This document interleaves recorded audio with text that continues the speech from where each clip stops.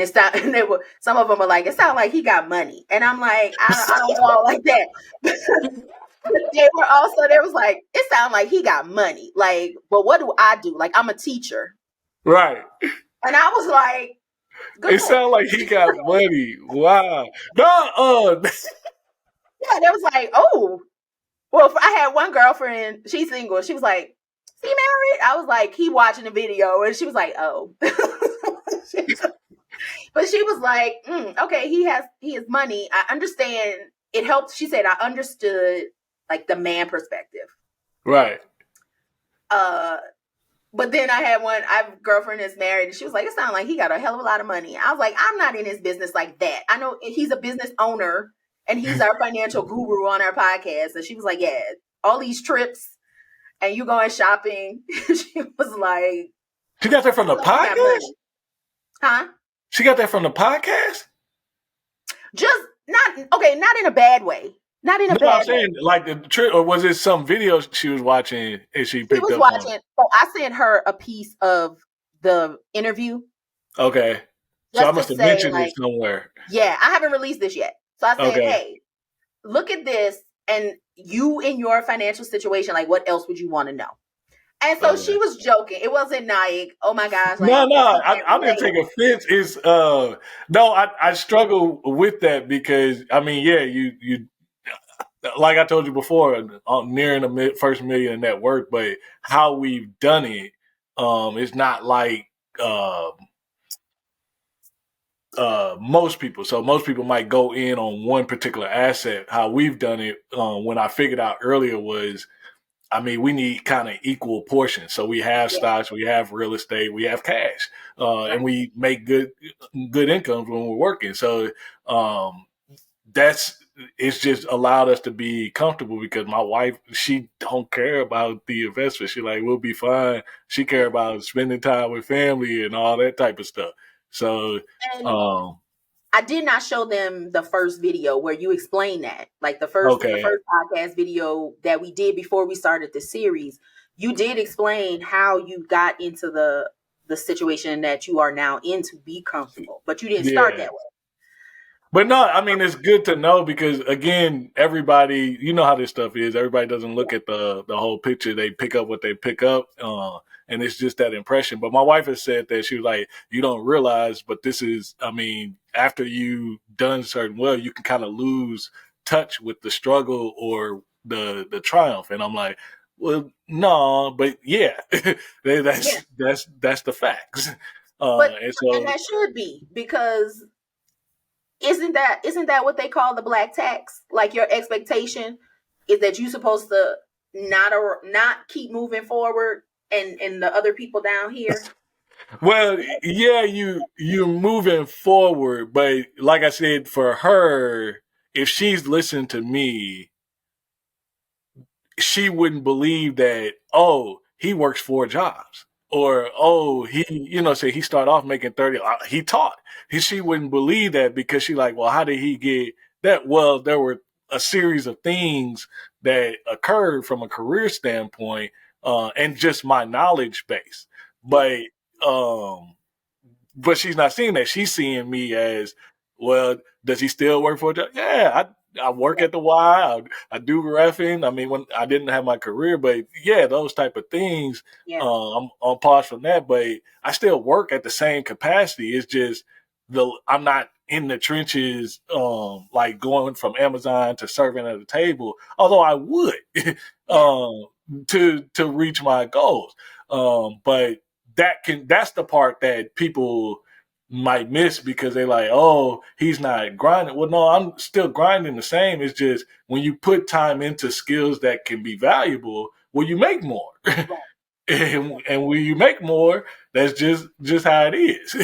Yeah. But I gotta follow you now. It was funny the way she said it, but it wasn't in a dismissive way. It was to what the point that you're saying was like, how do I get there? Like, that was like with my salary. But I think people need to hear exactly what you just said a little bit clearer about, like, even if from your own person, this is what I did. I did multiple Yeah. jobs. You can too. Like, Yeah. I think that's the part, because we're so ready to, and I think the country's doing that anyway with like the wealthy, and then people, if you're not wealthy, then you're poor. Yeah, And it's going to be a large divide. yeah, There was already a divide, but this whole thing with the housing, like that's going to put a stark line in the sand. Like if you can't get a house and it's hard to get one, that's gonna have some dire long term consequences. yeah. And I think I what I like, the way you describe the things is like, this what you need to do. Like, either it's like telling somebody you either need to drop 50 pounds if you're not happy with the way, you're not happy with your size, drop 50 pounds or don't. But this Yeah, is what you need to do. You need to exercise, you need to eat better, blah blah blah. So I think it's going to be interesting how, and again, she was interested in what you were saying. It's the question of how. oh yeah, But also it reiterating that these are some options, but you still got to do the work yeah. because you did the work. So Yeah, um I didn't spend on certain things. I mean, there are things I held back with my wife. I mean, she did the work too. Like, oh yeah, man, she driving an Audi is paid for. I'm like, yeah, but she paid off her credit card debt. She right, saved. She took her right, time and did it. Like there are things. Now, granted, she had a situation where it was a little bit more comfortable to do it yeah, in, but nonetheless, she still did it because I'm sure there were other things she wanted to spend her money on. right, right. Like that's just how it goes. But no, it's cool. I just thought it was I just thought it was comical because I mean I dress down for the most part when I go out, but I found that people pick up on like, he's doing a little bit better, and like people that don't even know me, and I'm like, I don't believe I look no different than anybody else. You don't, but I think it's the ease. It's an ease that Oh, the I don't know. calmness. The okay, that, let's go back to that poor and wealthy, right? Yeah, Like, poor people are expected to have struggles. They're expected to lose sleep and not rest. And there's an ease that your vibe has that I think is just who you are. But if you look at that through money, it's like, oh, well, he's not wanting for anything. I think that's why. And now my girlfriend now is getting her doctorate. She's about to graduate next in June. nice. She's already making good money, Yeah. but still ask the question, is he single? I was like, you need to keep listening. Just keep listening. Just keep listening. Like, oh, mine went, And I'm like, oh my gosh, like, that's the conversation that you talked about as far as the in the women's episode, but it was Yeah. also like, you make good money though. Like, why are you? So, welcome to the podcast, everyone. We have back Jonathan Thomas, who's our financial guru, business owner, and he's the host of MoneyTalks on all social media platforms. So, and I'll just piece what we talked about a little bit into this part. But so for this episode, we got some questions from some people just around money. And one of the things people really want to hear from is more from you about what are some of those practical steps that they could take to just begin having a better relationship with their money. Yeah, I know people hear that tag term mindset. I really like to shift you to think that, hey, you really have to start maturing with how you look at your approach to money. And maturing means like I'm still as goofy and playful. Like I'll even tell myself and tell my wife, hey, I'm just really trying to be what's called irresponsible today. So I'm going to go to happy hour. I'm going to go to the mall. We're going to do, when we go on vacation, I just want to be irresponsible. I don't want to spend like, oh, I got responsibility. I want that freedom. And so when you're looking at, okay, if you listen to episode 1 and 2, I've identified or I've related, realized, hey, some of that is some of the things I'm doing. that's telling you, or you should start to look at your situation as, hey, I've been enjoying anything that I'm not spending money on bills. So I've been enjoying that money in some capacity. Maybe you didn't do um, all the things to your enjoyment, but that's the only thing you're doing. And the reason why I say that is because if you're not saving and investing, if you're not investing in a stock, or if you're not investing in some sort of real estate, or even a business for that matter, by definition, you've been paying bills and enjoying your money in some capacity. And so you have to start maturing. That's the developing of your mindset, not so much changing, but the developing of your mindset that, hey, in order for me to get ahead, saving and investing has to be a part of how I spend money month in and month out.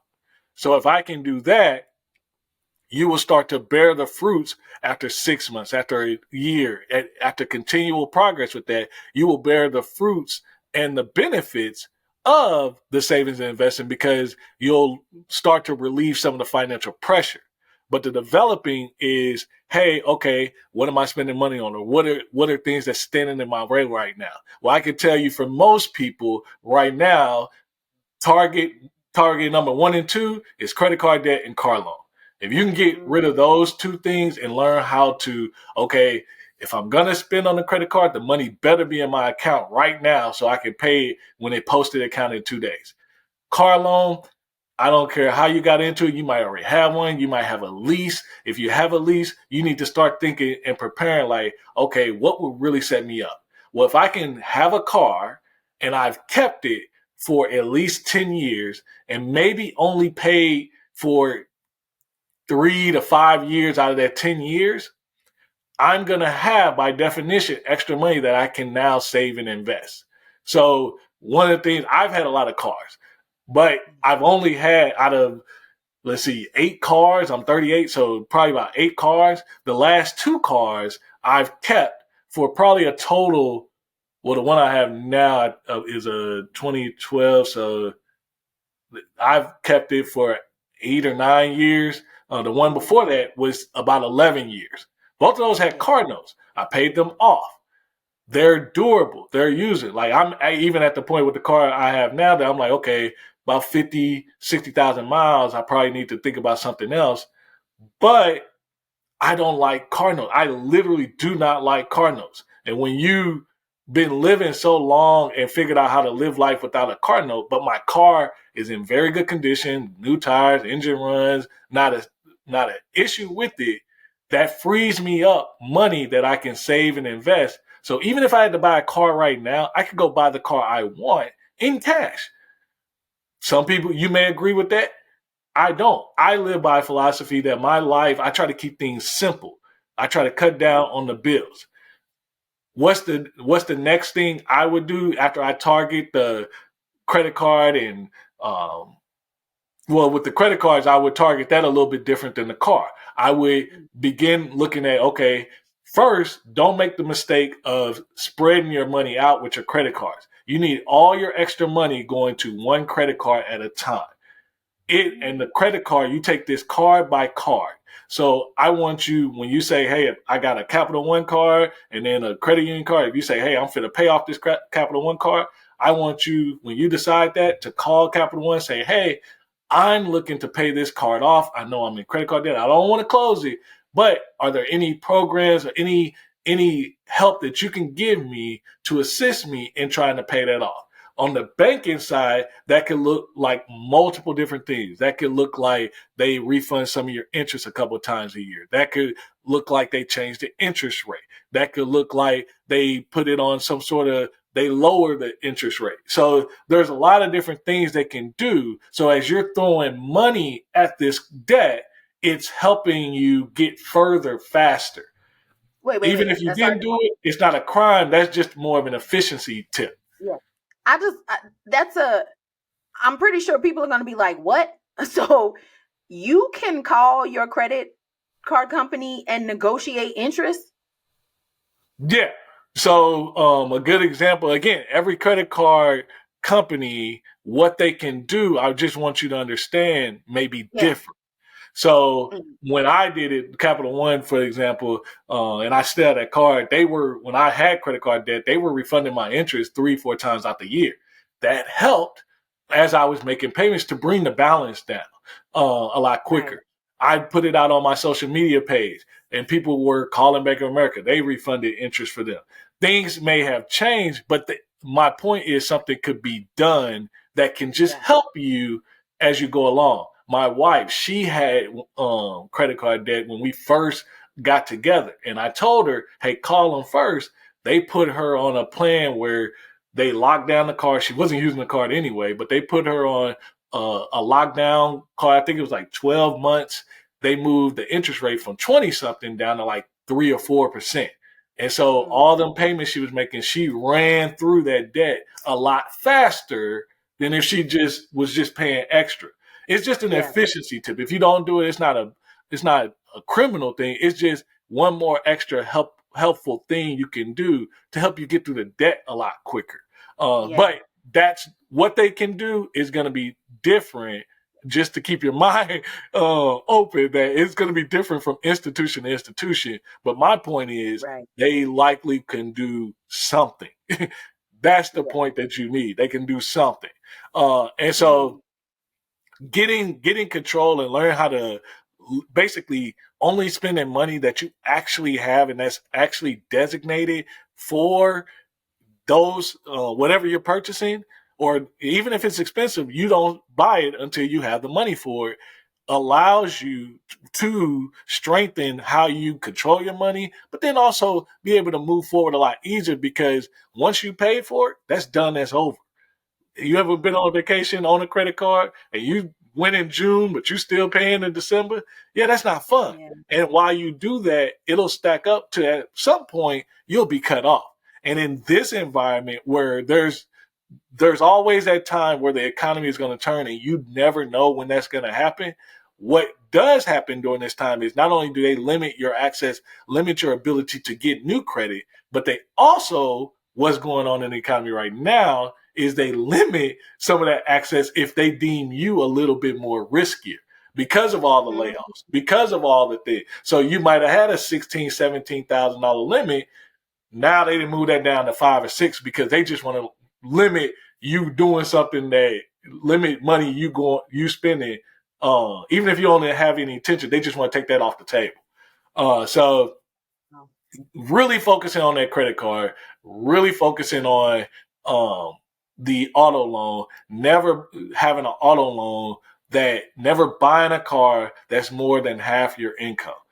I know cars are expensive. I know you need something, but using those type of things, even with the car loan, this is going to require you, even with the credit card, both of them are going to require you to be writing some sort of spending plan or budget throughout every month.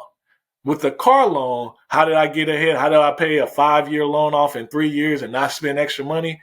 Well, I did it because I was able to say, hey, based off my budget, I'm going to pay this car on the first or the second every month, or somewhere in the beginning of every month based off my paychecks. Well, I came from the fact of, what if you lose a job? It'd be nice to have a grace period. It'd be nice to have some time to come up with it. So the particular lender I had gave me 2 weeks. So what I did was, if I plan on paying at the first of the month, I made my due date towards 28, 29 to the end of the month. Mm. That does two things. That gives me about 45 days to come up with that money if I lose a job. But from a debt perspective, I'm skipping nearly 20, 25 days of interest that you are paying daily when you make a payment. And so for me, I did that mostly because I was trying to prevent being out of work and not being able to pay. But when I rose up to around year 3 and I realized, oh man, this is $1,500, $2,000 balance. I got a few job switches. I had $2,000, so I paid the car off. That's an extra Mm.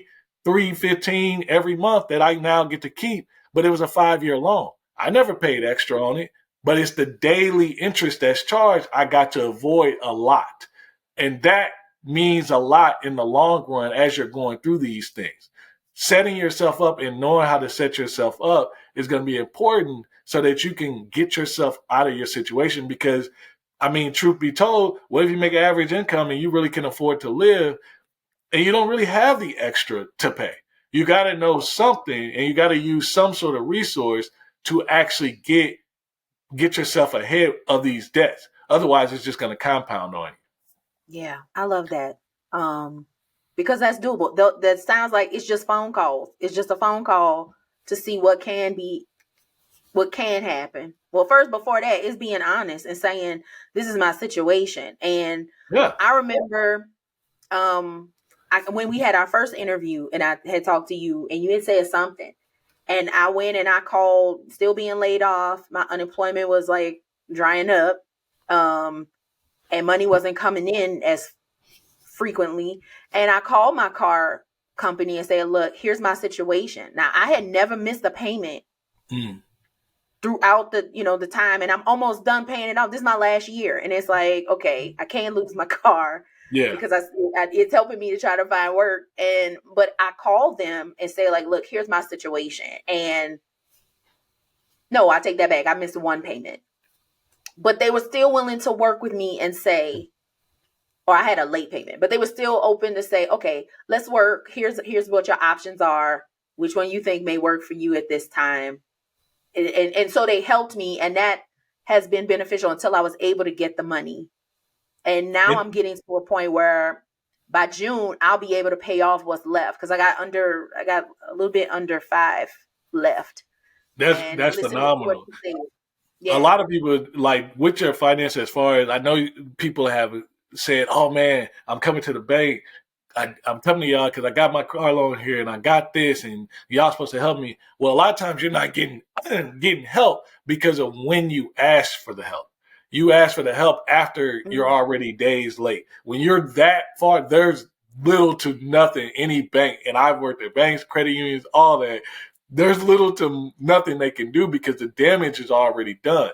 But if you see, oh man, even if you don't know, even if you could afford it, even if you could say, hey, I was out of work and I can pay this, that's cool. But you want to allow yourself to have the resources because you want to keep money on hand just in case something comes up, so that your money can go that much further, especially when you're limited. And that's one of the things I try to tell people and encourage them about the credit union, because when you have a credit card, when you have car loans and personal loans there, and you don't necessarily have the emergency fund and all these different things that are helpful, the credit union, most often they have things as far as they can take control of all your loans and be like, look, just pay this fixed payment. Just pay this.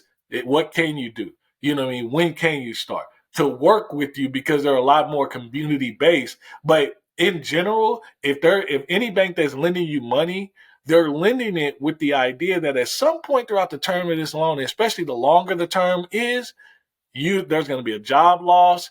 Something's going to happen. You may have to go in the hospital. You know what I'm saying? You might have kids or something to take care of. Something's going to happen in your life that's going to potentially interrupt your ability to pay. And so your credit score is not saying that I never lost a job. It's saying that truly I've been responsible with the debt that I've had, and I've always managed, whether you were paying, whether they put it on hold, whether you notified, but you didn't bite off more than you can chew, because that's what your credit report reflects in the scoring. I never took on more debt than I can handle. And then the debt that I did handle, I was able to take care of through job losses, all this type of stuff. Because that information is known. They know when you have income. They know when there's a loss of income. So it's one of those things that what you're trying to do is, if you lose your income, you're trying to do what you can to maintain your lifestyle and maintain the things and responsibilities you have. But you're trying to do it just because you lost an income doesn't mean your credit has to be damaged with that. It just means, hey, we got a hiccup. We need to do a lot. And oftentimes, not just with your credit, but all these bills, sometimes you get paid differently now. And now you're on a different cycle. And sometimes just calling and saying, hey, I need to change the payment date.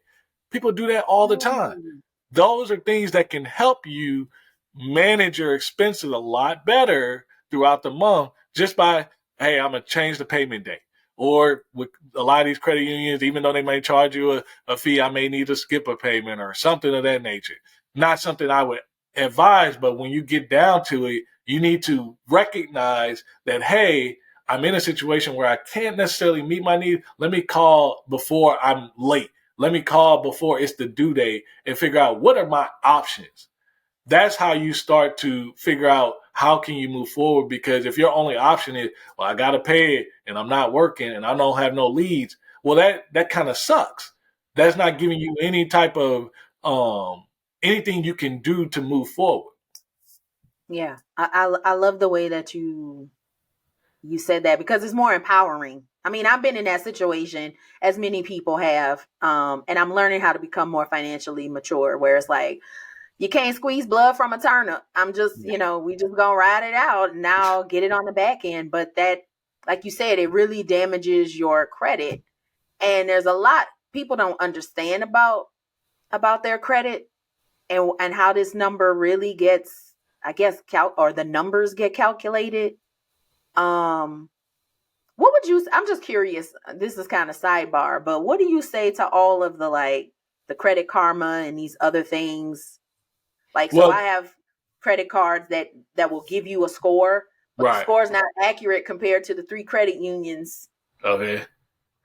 So it's gonna sound bad, but your score is gonna be dependent on the institution, what information they're giving you.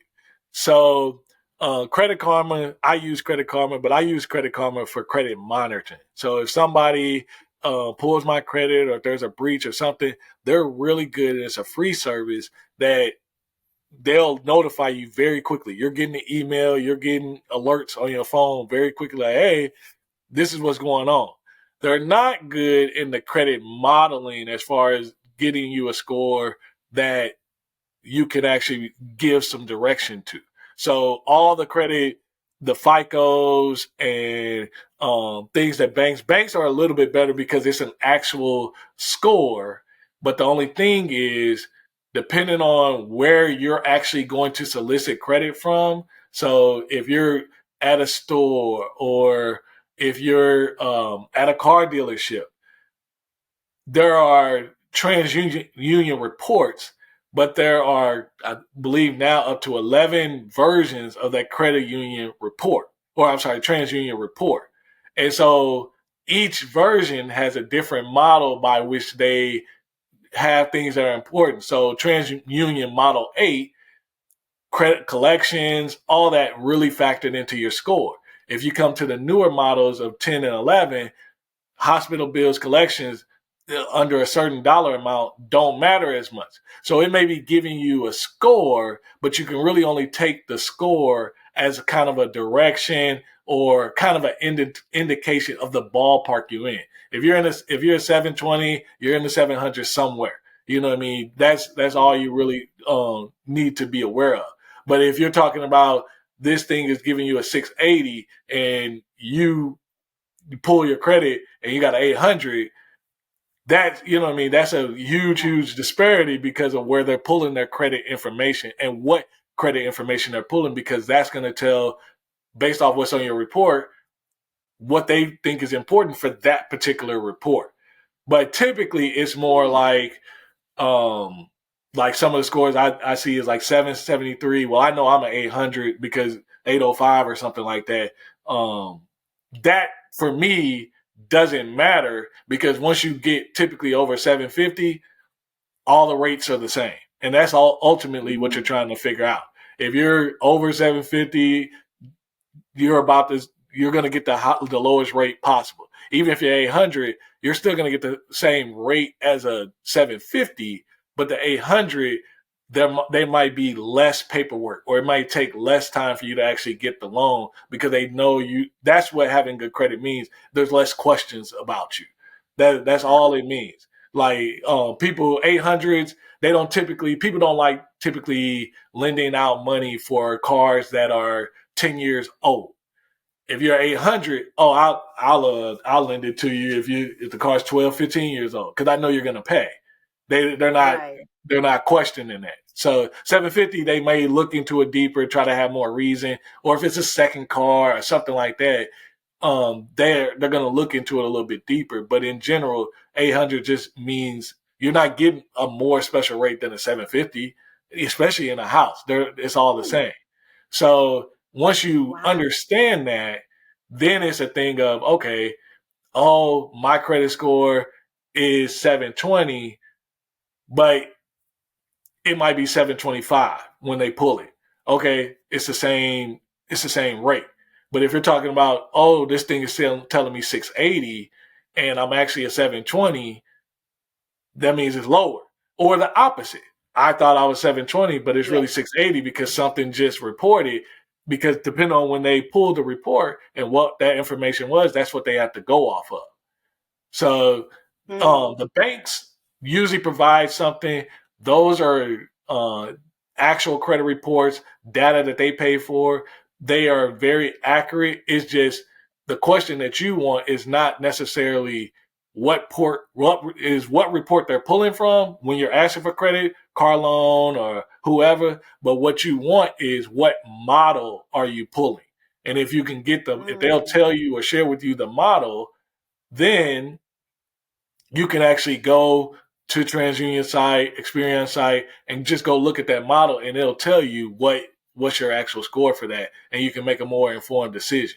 But it does get a little, it's a whole lot of nuance. It does get a lot detailed into the weeds, but institutions, they pull a certain model score, and every institution doesn't pull the same model. And so your score will be different. And thus, if your score is different from model to model, your rates or what type of terms you're getting for the loan is going to be different from that person. That's crazy that I never even knew, because, on our side, you're always told the 3 agencies. Mm-hmm. So for you to say that there are at least 11 different models for just TransUnion and that they could just pick and choose as they want. I mean, that's very new to me. That I've never knew that was how they do it. That is crazy. Okay, so we've got a couple of questions here. Still talking about money and relationships. So this could either be dating or marriage, however you want to take it. So one question we have from someone is, how do you suggest couples handle financial disagreements? You got to talk about it. You have to address it. But a disagreement is, they usually only come when you're not understanding what everybody is shooting for. So when me and my wife started talking, it was tough. It was, we were trying to figure out how to do finances, and it was a process to get to the point where you just don't question. But ultimately, if you're a couple, you need to know what are the main important financial goals you're trying to hit. So when we got married, my goal was saving and investing, because we were starting with, I think we had like 10 grand left between us from the wedding to in an account. Her goal was to get a new car. So for her, it wasn't even a new car for me. She like, I've been waiting. I was like, yeah, you waiting ain't got nothing to do with me. She was like, well, you got a new car. I was like, well, I bought that when I was single and my car went down. But that was the conflict. And so, and she also wanted me to participate in it. So the thing is, with that, I had to figure out, okay, what are we actually trying to, how are we going to do this? How are we going to get the car? Well, my contingency to her was, hey, if you want this car, you need to pay cash for it. We went at lengths. We're talking about hours of conversation going back and forth until, honestly, I came to, she was like, well, I could just borrow for it. I'm like, well, no, because we're trying to save and invest. But borrowing allowed her to get what she wanted. And I wanted to save and invest. And it only works in this scenario if the person, there's something in them that they want the marriage to work. If you want the marriage to work, you're going to do the necessary compromises at some point, even if you're going back and forth at whatever. But I told her, I'm like, okay, well, I'm not participating in your car if you're not paying cash. And I'm not participating in your car if you don't pay off the credit card debt. So she paid off the credit card debt, whether she agreed at the time or not. But even most, like yesterday or 2 days ago, she was just telling me, she's like, yeah, that was really a game changer, me paying off that credit card debt, because it really opened up things. But that's not her viewpoint at that point. Yeah. Like during the conversation, she want what she want, which that's how most people are. Right. So I came to the thing of, well, let's put it like this. If you pay for the car cash, and I say you say you want to use a car loan, I say we pay for the car cash, what difference do it make which way we go as long as the end result is the same? Because you're not buying the car tomorrow. So and you want me to participate. And so for her, that seemed to make sense. Like, what difference does it make how we get there, as in that sense of purchasing the car, as long as at the end result she wanted the car.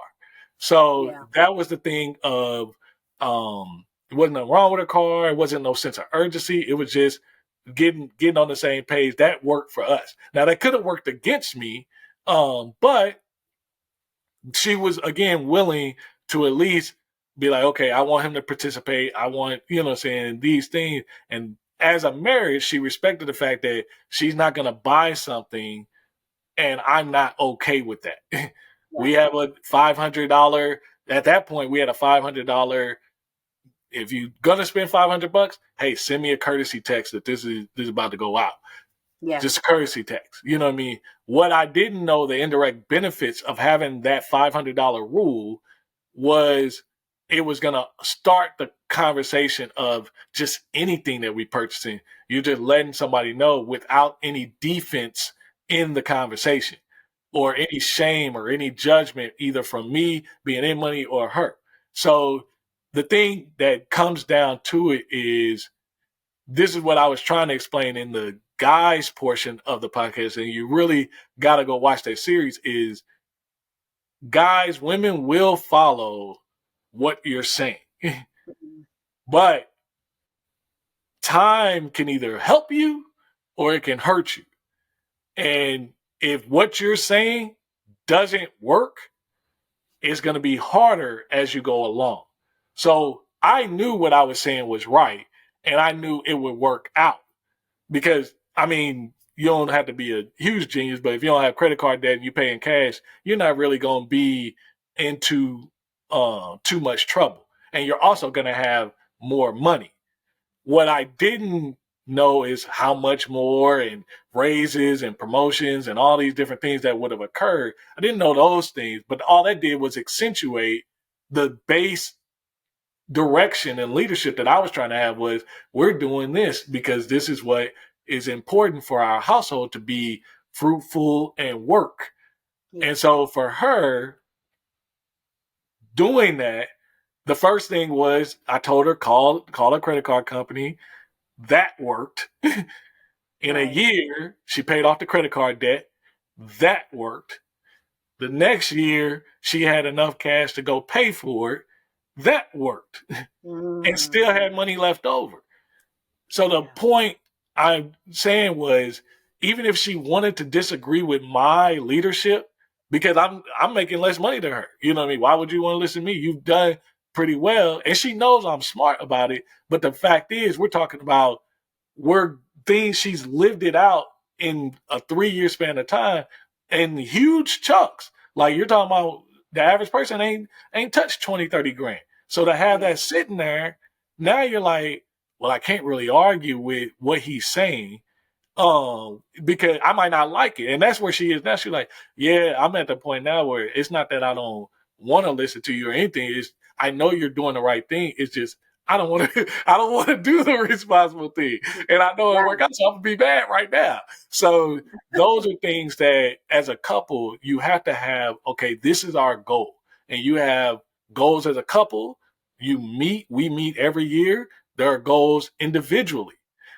My goals might be a little bit simpler than her goals. She might have more goals and more things she's trying to buy than I do.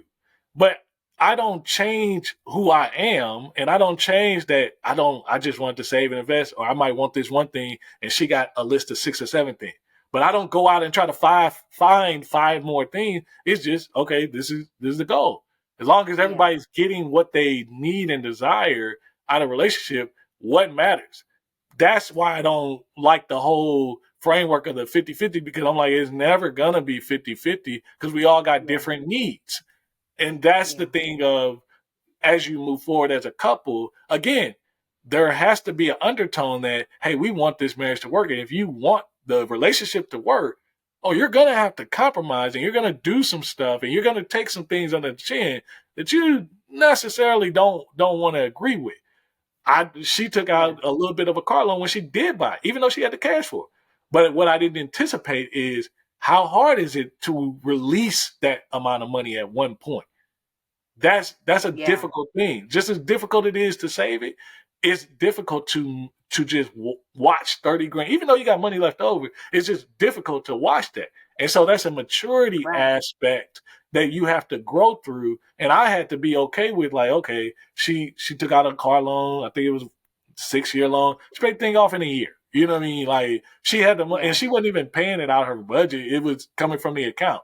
But it was the point of, those are maturity things you have to work through, because we've all been to a lot of us come from a scarce resource experience of life.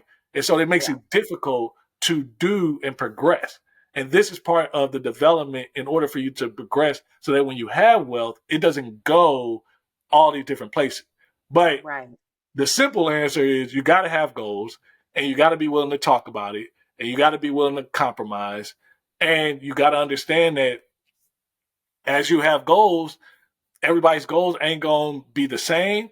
Sometimes it's going to be, we're focused on her goals. Sometimes it's going to be yours. Sometimes you can do both, whatever the case may be. But every time it's not going to look the same. And you have to Yeah. keep having this conversation of goals, because what we accomplished in year one is not what we're shooting for in year 2 or 3. And a lot of that's why I think it's just a lot of things that I think men get misinterpretation, because my wife likes bags, women like bags, they like stuff. But Yeah. the amount of bags she bought in year one, that's not even really a thing now. I mean, she about to buy Mm-hmm. something when we go on vacation, but she hasn't bought any in like a couple of years, and she hasn't Yeah. bought anything Right. for herself like that in a couple of years. So I'm like, okay, cool. You know what I mean? It's no big deal. But you're looking at, when you're dating this person, oh, they like expensive meals, so they like to do this, and I get you. What did you work up to? Because we go to expensive meals now. We was at the happy hours when we first, so there's been a progression of how our Right. eating and dining experience. I get that, but also we both enjoy eating at home. I like Longhorn. She like a fruit bowl. That's $20. Mm-hmm. You give her that, and you give me Longhorn. We'll have a good time just here. The point is, it's not that those things going out to eat isn't important. It's just our maturity is, we know we don't need that to have a good time. We just grown for it. We will do it. We'll definitely dress up and go to a nice meal, but that's not every day, all day. And what you're experiencing when you're dating, you have to understand that's not going to be every day, all the time, especially if you're Yeah. trying to progress. But you got to talk about goals. You got to have sensible goals that actually are going to take you somewhere. If you sit down and both of y'all write out y'all goals, and both of it is filled with stuff, your goals are wrong. like, Mm-hmm. your goals are wrong. When we sat Yeah. down, there were a couple things I might have wanted, but not for real. I was about saving and investing. She was about Mm-hmm. saving. She could agree with the saving, but she was like, oh, I want to enjoy. I want to buy this. I want to buy that. But at least in that conversation, you have saving and investing and experiencing life. If both of you come Yeah. in with like, hey, I just want to experience life, you're going to be in financial trouble, because you both agree that it's not important to save and invest. Otherwise, one of y'all would have brought that to the table. That's Mm. that's a recipe Yeah. for disaster. There's no way of having financial success if you're not saving and investing in real estate, stock market, in some kind of fashion. So as a couple, you have to design it structurally. After you've had the conversation, after you start to learn how to communicate, because that's a learning, that's an ongoing thing. It's not we had one conversation and it changed. No, that's going to be constant conversation. The third thing is I suggest you do a bill account, whether you're doing 60, 40, 50, 50. I don't care how you guys pay the bills. I suggest you have a bill account, an emergency fund. These are together, joint bill account, emergency fund, and then you guys have separate accounts. You have agreed upon amounts of money that you put into the bill account. If you're comfortable, throw the whole check in on both sides. If you're not comfortable, if you guys haven't worked through there, because there are some scenarios, if you learn that this person has tax debt, if you learn that they have certain creditors or anything like that coming, a joint account isn't going to help. It's going to make things worse for your relationship. You need to keep things separate until, number one, they clean up their past, but also they need to show that they can handle this responsibility. What if you've done well, you got 20, 30,000, but this person's never paid a bill in their life? Do you really want them having equal access to that 20, 30,000? And once their name go on it, because I've seen this in the banking, they owe, depending on how much they owe and who they owe, or they're coming to your account once their name go on that, Wow. and they're pulling that out. Because that's happened, and that will happen. These are the dangers about, I'm not saying you don't marry the person. I'm not saying y'all don't be together, but I'm saying when you start to enter into the financial part of the relationship where there are accounts being joined, that's where you start to put yourself in a lot of tension, a lot of risk of the relationship. Wow. That's just how it is. So yeah, me and my wife, we started with a joint account for bills. Then we had the emergency fund. We both have our own separate emergency funds because I encouraged her as a, at the time, 30 something year old young professional, independent woman. She came to me, she was independent.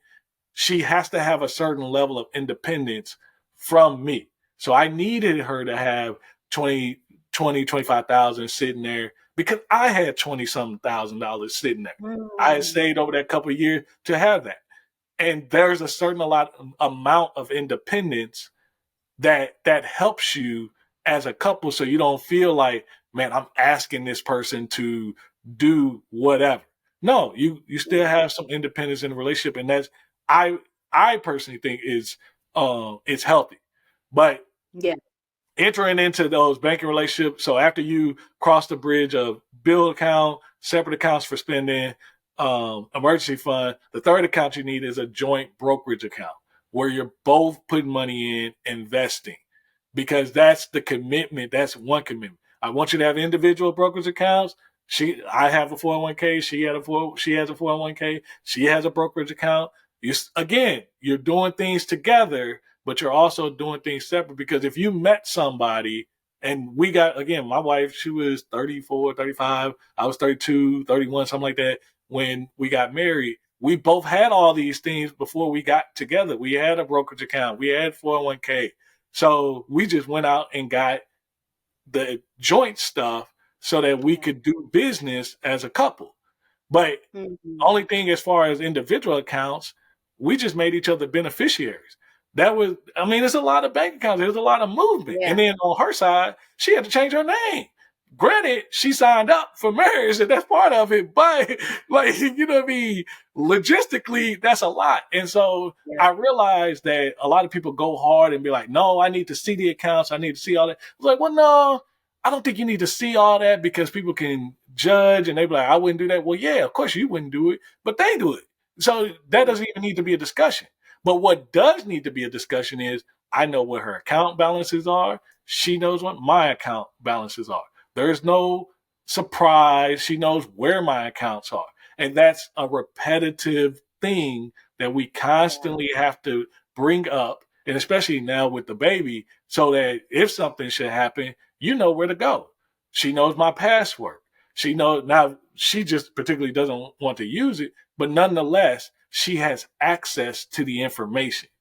That's the point of the trust. There's trust if she has access and just doesn't want to use it versus she doesn't have access. She don't know what's going on and she don't even know where what the amounts are and where the accounts are. That's a different level of tension that you're putting in your relationship. Now you don't release all that in the dating phase, but in the dating phase, you can start to test out, hey, what's your goal? What's my goal? Hey, if we're a couple, there are certain things. I mean, are we going to do at least one trip together?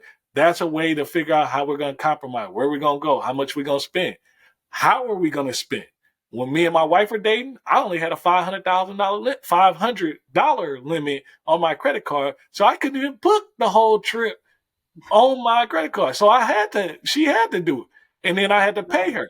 And if you're doing those type of transactions, the best thing you can do is don't make that person wait for their money. If you got the money, or at least there's some understanding, hey, I'll pay you on Friday. If you're supposed to pay it on Friday, don't have them, this is the person you love, you date. Don't have them come looking to you for some money and you coming around and they with you and you owe them $500. Send them the money. Don't wait until I'll wait until you say so. No, that's why your credit card low. That's why your credit score low, because you've been waiting on people. No, pay these people their money. But these are things you can do practically to kind of understand what a person's going to do. What kind of career do they like?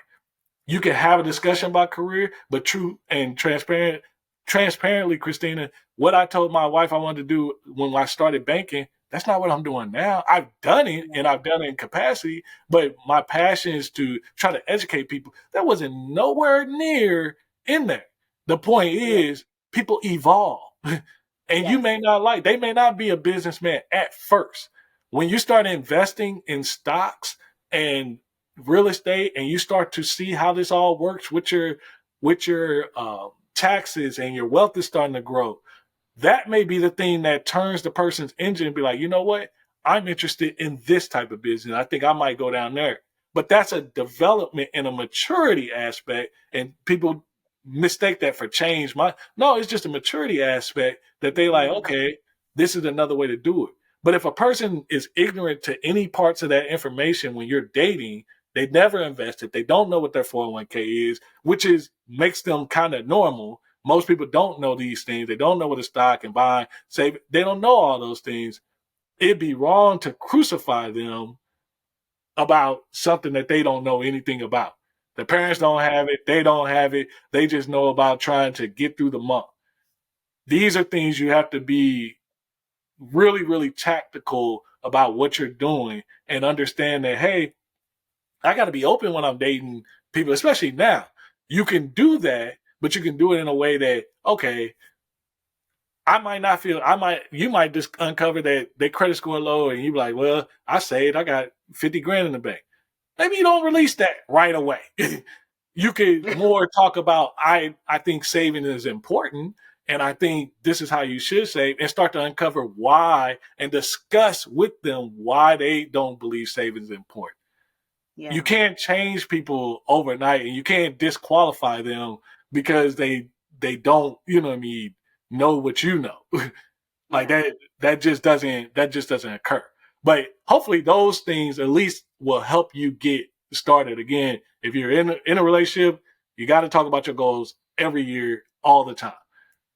After you accomplish your goals, you write new ones. Account wise, you need a joint joint checking account, a joint savings account for the emergency fund, and then a joint brokerage after you get that emergency fund in place that you both are invested into. And then after that, you continue to look, you just refine your goals and just get better at what are expenses, what are day to day. And you have to be okay with it's not going to be 50-50. Their spending habits are different than my spending habit. If you're dating a person of opposite sex, it costs more to maintain a woman throughout the month than it does a man. It just does. Yeah. And there are things that they do, but the things that they're buying, you may not see value in it initially, but what they're doing is they're making your house a home. So that's just what it is. They're making things easier. Some things are not relevant, but like my wife was saying, yesterday she has to buy some tires and she just wanted my opinion on it because anything that she doesn't want to buy, like who wants to buy tires? Who looks for like that's on their list. That's not on Right. nobody's list. So she gonna try to make sure she get it, and she trying to save as much money as possible. And my thing is, I'm like, the way I am, I'm like, well, you need your car to be safe and function and work properly. But I'm telling her that because I've been in a situation where I tried to shortcut getting tired and my Yeah. car got messed up. I ended up on the side of the road. So to me, it's simply just, and that's what I do with my car. Just pay the money. If you got the money to pay for it and get it done right, get it done right. Do it. Now Right. she may not need an alignment because that's not really a true thing, but the tires and getting them correct, I'm like, yeah, you might want to do that for the safety of the vehicle, Yes. and then move forward. So, I hope that starts to give the tactical, because I know you guys probably been listening to a lot of information, but you're like, well, Yeah. how? Yeah. I think you might have had a question about, or that might be later, about the how did you begin to save, or what if the income's limited, or something like that. Yeah. 'Cause you've hit all the other questions around the dynamics in a relationship. And I'm glad that you made the distinction between what you need to do if you're a couple versus what you do when you are a married couple. Because people, sometimes we can get quick to want to merge everything, and we're still trying to learn about one another before we get married. Yeah, you So don't. for It's that not to help. necessary. It's not required, and you Yeah. definitely don't co-sign when you're dating. But what dating can do, it can make it for an easy transition, because if you learn how to plan a vacation, if you learn, oh, this person has this much expenses. If they didn't know about saving, and you started talking about saving early, they're, by the definition, they're going to expect that they need to be figuring out how to save by the time you get married. And all it does is it makes for an easier transition when you really start to combine. And as you use that dating, you can figure out, because you don't have to tell them anything in the dating pool. So Yeah. in married, like it's kind of a requirement. My wife would told me, yeah, I'm not telling you how much I make. I'm like, well, yes, you are. You know what I mean? Like that's, you have to tell me, because I want to know. If I don't want to know, that's different. But in Yeah. dating, you don't have to tell them how much you made. You don't have to tell them what's in your account or anything. So you can kind of use habits, and you can use other ways of discussion to start to develop. And truth be told, if one of you guys is stronger, which that's typically the case, start to develop the good habits before you even get to marry, and you'll avoid really the argument of when you come together. Yeah. So what basically, by the time you're married, you should be on track to build together. Yeah, And if you while you're if you've been dating, talking, you're learning if you've about been it. talking when you've Yeah. been dating, if that's part of, because if you could talk about a person's sexual past, right next door to that is their financial past. If they've been in Yeah. a serious relationship, truth be told, if it's a guy, if you've been in a serious relationship, his money was tied up some way, and he learned a horrible lesson somewhere in that. Maybe he bought her something, he don't want to buy people stuff no more. Maybe he again took out some credit. He don't want to do that. I dated a girl. I let her use my debit card. She wiped out my little account when I was in high school. You learn. You're like, hey, Yeah. Yeah. I ain't doing that no more. You know what I mean? Right. So it takes a while, but what you're learning and what you're trying to figure out is, if you want them to save and invest, I mean, there's nothing wrong with them telling you, hey, I save and invest. They don't have to tell you the amount, not yet. But as you talk about it more, eventually the amounts will come out. If they Yeah. if they have a car loan, if they have a credit card, you know what I mean? They pay with their credit card. Oh, why you pay for your credit card? Cool. Hey man, I knew somebody that had credit card debt. Have you ever had credit card debt? If so, what did you do about it? Did you pay it off? Are you in credit card debt now? Like, oh man, Yeah. you went and got a great degree. Was you able to get scholarships for that, or what that looked like? You know what I mean? These are just natural questions, rather than you come out, hey, how much money you make this year? You know what I mean? How much, Yeah. where do you bank at? What kind of money you keep in your account? That's not the same thing. What you're after is, you're trying to figure out what is their view on money. If they don't view it as a responsible resource, and if they're very irresponsible with it, and if you figure out that they're irresponsible, Then the next question is going to be, is this because you think this is right? Is this because your environment? Or do you know what's right and you're choosing not to do it? To do it. Because if the person don't know, then they're making the best decision that they know how with limited information. Yeah. And it's unfair to judge them on that. Yeah. So Yeah, you've pretty much hit everything. So in this final the final question is more about you, just like again telling us where can we find you to have you help us get our stuff together financially. well, yeah, the link tree right now. I'm actually recruiting because I'm gonna do a coaching series. We'll see how it does in the marketplace. But a coaching series where I sit down, I go over your finances. It'll be recorded. If you're in Charlotte, definitely. I want to help you, or I would appreciate if you want to volunteer. But and if not in Charlotte, eventually I get once I can get this first 10 or so people down. I'll go to Zooms. But even aside from that, you just want the help in my link tree. You can schedule one-on-ones. You can join the Facebook group, the social media. However I can help, I will. But please be not dismayed that what nearing my first million in net worth, and I mean we have the cash, we have the investments in the stock market and index funds. Like I believe real estate, kind of dabbling in a lot of those things, but it doesn't subtract from the fact that I do work. Like I from the time we were engaged or even after, I've always had about 4 jobs. The difference is I've grown those jobs as far as the money that they bring in, and I've grown it to where it's more beneficial. So when I started, I was doing security, and I was just the only reason why I did security was I was trying to put money away in the emergency fund. Once we got the emergency fund, 20, 30,000, I stopped working that job. I was also working at the Y.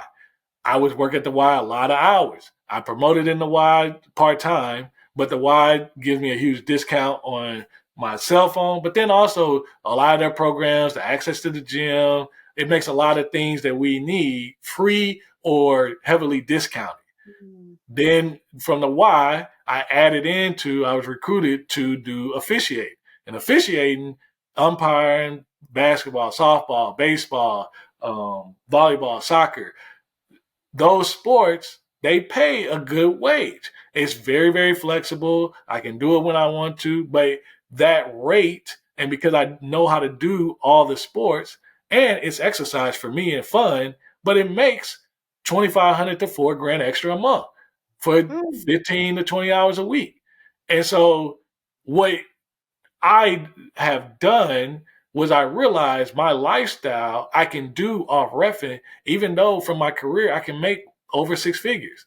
So if I'm reffing and that's paying my bills, how do you think for a guy that's financially conscious, what am I doing with that 6 figure income? I'm saving and investing it, bonuses, all that. I mean, yeah, we buy stuff, but I can buy stuff a lot quicker because I don't buy a lot of stuff, not because I don't desire, because that's part of my development now is finding that good rhythm of just buying things, but I have to have a desire to buy something. If I don't have the desire to buy it, then I just won't, and I'll just save and invest and move on to the next investment. But constantly and consistently, I've moved my career to things where I have more control over, things I enjoy, but me just so happen to enjoy them. The other backside of that is I actually get a paycheck. The YMCA was the money I was giving to my daughter. That's what I was investing for her. Now, I recently got a little bit more lump sum, so I paid her off. So I'm taking that check back. But it's still, what it did was it gave me options. And then I started to just learn. And that's part of when I talk to people. One of the things that I'm developing now is people don't know. People, yeah, they don't know how they can make money that's sensible and remote. Like that's just not common knowledge. You know what I mean? Yeah. And the difficulty is if I'm, I hate to say, if I'm a teacher and I got kids, my time is pretty much soaked up to the point where I don't even have time to look. But if you are able to plug into somebody and I'm like, hey, you're like, well, I would want to make traction on my debt and I want to make extra money. I just don't have time to look or try to figure out. But I'm giving you multiple things. It's at that point where you have to make a decision of, do I want to do this? Am I really trying to pay the debt? Because if I'm giving you the option, I've removed that barrier for you. You have to actually do it. And I'm partnered with a good friend of mine. She has a remote customer service agency that she works with different brands to provide customer service, but to help plug more people in. It's not a business. It's just straight contract, straight pay. You work the hours however you feel like it. But her average active agent, she got 500 active agents. Average agent is making about 1,500 a week. So that can be different. 2,000. If you're able to make 2,000 a month, 1,000 a month extra, that change anything for anybody.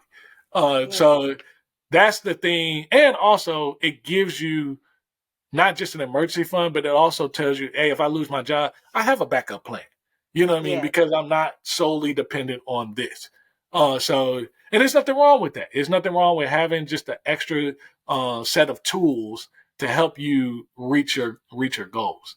But yeah, I work. And, I mean, my wife, I hate to say it, that those expensive what do you call them things? Carriages and stuff, that Uber baby stuff, all that. Yeah. Yeah, she was working for the census in order to pay for that. Like she really wanted it. Like she sells stuff on Facebook Marketplace. She knows how to sell things. She can sell anything. Like she gets anything sold.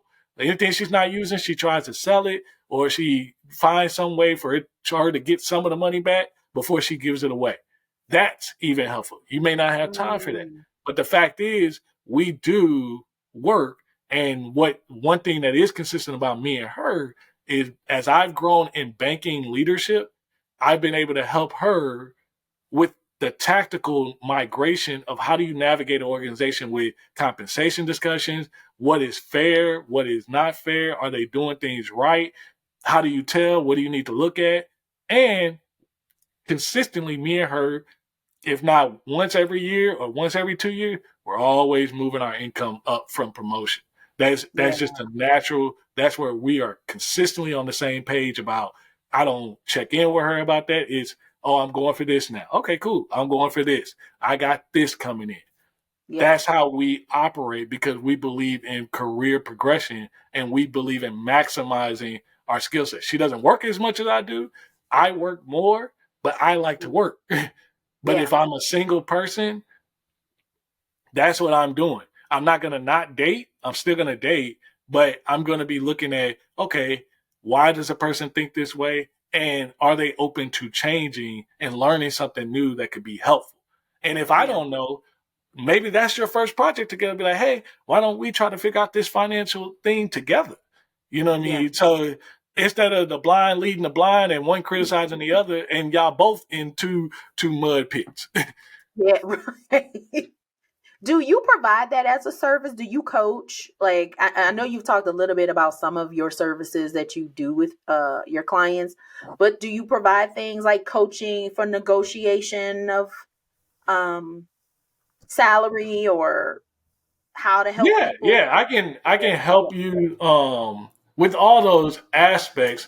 And that's just part of the root cause is, how do we maximize, get more income in, even decide, like, you might go in for a negotiation and find out you might need to leave. That may occur. So how do we do that? And what is um what is the purpose of doing that? So, or how can you move forward, and what's the structure of doing it, and how do you do it to get the best results? Because it's work to that. If you're not used to collecting your data and holding them accountable and starting to have those conversations, that it's work to getting that information, because you can't just go in and say, hey, I want to raise. You got to have data, facts, figures to have that discussion. But yeah, framing that, understanding what's possible in the organization is all things that we can review, but it's all to still go in the direction of, how do you get more money in? How do you maximize your skill set of pay so that you can be saving and investing. Yeah. Another question I have, do you also work with small businesses, or are you just right now working with individuals? No, I do businesses as well. I'm trying to get the list of all the things you do so Yeah, people so can I hear. mean, pretty much that anything that has to do. I mean, the best thing I can say is that if you're going to the bank for it, I can probably talk to you about it. But all those other things of business, understand how to be profitable, setting your structure up as far as what are opportunities that you can do that will help be tax beneficial, and then putting you in a good space where you can easily transition to a CPA so that you're not losing ground. But a lot of things with a business is becoming more operationally efficient and effective, knowing, knowing what you need to pay for things, how you can get things done, the timing of how these things should be done. But especially making sure your prices are correct and working on how you can provide a quality experience to be able to charge top dollar. But it's the same thing with people if they're starting a business, looking at, hey, what's standing in your way, and if I can't help you, likely I know somebody that can. That what I mean, whether it may be a fee, it may not be a fee. It just really honestly depends on what it is entails. But the biggest thing is you need to be open to getting a professional to work with your money. Like most of you don't typically do your hair by yourself. You don't get your nails done. You get your nails done by yourself. Or even if you do those things by yourself, I'm pretty sure you go to a doctor if you have a health issue and you're not trying to diagnose yourself. So your money, if you don't know, in order for you to get to know, you really do need to be with some sort of professional, somebody that you can learn from.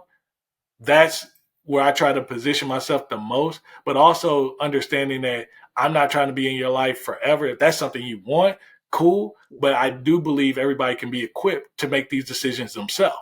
And so it would do you no good for you to just be taking, for me to be just taking money for you, because that's not what I'm out to do. Yeah. So I'm just out to help you stabilize, learn how to make those decisions, and especially once you get into that investing piece, really get you with a good help you find a good financial advisor to help you grow that. That's why I use Fidelity, because they provide a lot of those customer service, a lot of that advising for free. Yeah. um, for it, so that you don't have to feel like, oh man, if I ask a question, I got to pay for this. Yeah. That's why he's the guru, y'all, coming on coming on this podcast. Just want to thank Jonathan for this series. I have learned so much.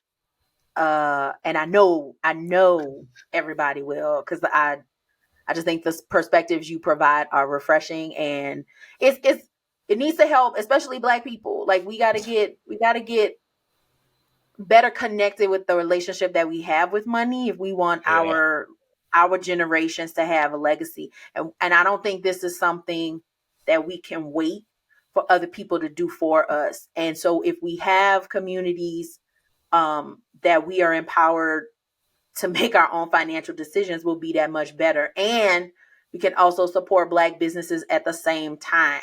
yeah, Right? Because like you said, there's women we go get our hair done every week, every other week, but we won't take that same money out of one of those weekends to say, let me sit with somebody who's a financial expert to help me get my house in order. And so that's a challenge I'm going to present to all of us, but especially Black people. If we could sacrifice one weekend of something just to have a conversation with Jonathan or anybody else, but we love Jonathan, so I'm gonna promote Jonathan on this no, I because you know what appreciate you're it. talking about. You know what you're talking about, and like you said, it's not just about me taking your money. I want to educate you so that you are in a better position. And so when you talk from a space of I've been through it, been there, done that. I'm here now. I'm seeing it for my daughter. I'm seeing it for future generations. I want to help you get there. So that's why I'm supporting you. That reach out to him, have a conversation, and see what you learn. I just the car thing alone. I told you I was gonna reach out to you anyway, but just the knowledge you dropped about the car situation, I saw it for myself. And so that's the challenge I'm giving specifically to Black people. Let's see how we can get on that path of empowering our own selves financially. So again, I want to thank you, Jonathan.